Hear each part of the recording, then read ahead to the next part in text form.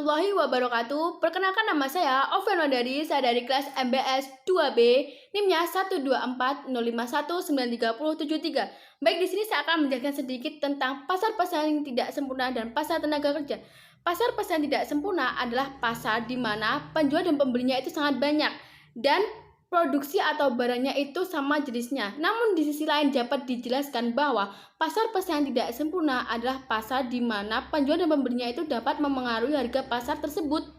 Nah, dalam pasar pesaing tidak sempurna itu memiliki 3 jenis. Yang pertama, monopoli. Yang kedua adalah oligopoli atau oligopoli. Yang ketiga adalah monopolistik. Monopoli adalah pasar di mana hanya dikuasai oleh satu orang saja. Yang kedua adalah oligopoli, adalah pasar di mana penjualnya sedikit namun barang yang dihasilkan itu serupa tapi tak sama. Yang ketiga adalah monopolistik. Monopolistik adalah pasar atau bentuk pasar di mana adanya produsen yang dapat menghasilkan barang yang serupa tapi dapat dilihat perbedaannya dari beberapa aspek. Lanjut ke pasar tenaga kerja. Pasar tenaga kerja adalah pasar di mana tempat dipertemukannya penjual dan pembeli. Nah, pada pasar penjual pembeli ini memiliki 2 aspek, di mana penjual sebagai tenaga kerja, pembeli sebagai perusahaan. Nah, dari sini dapat dijelaskan bahwa transaksinya dari kedua pihak ini yaitu adalah di mana seorang tenaga kerja atau seorang penjual ini memberikan jasanya kepada suatu perusahaan.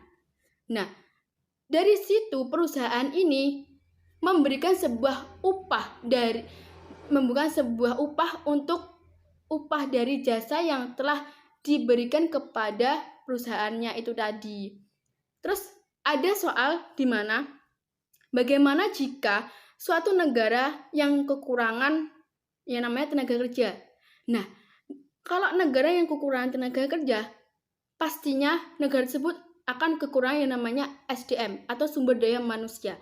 Nah, dari situ dapat kita jelaskan bahwa kekurangannya sumber daya manusia ini dapat mempengaruhi negara tersebut, dapat tidak dapat menyejahterakan masyarakatnya tersebut melalui tidak dapat mengolah dan tidak dapat memberikan hasil kepada negara tersebut, karena negara tersebut itu memiliki hasil bumi tapi tidak dapat diolah oleh si tenaga kerja tersebut akibat kekurangan itu tadi.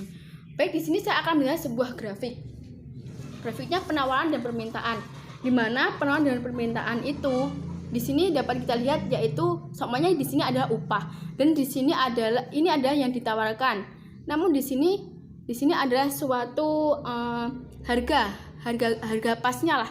Terus di sini adalah harga penawarannya.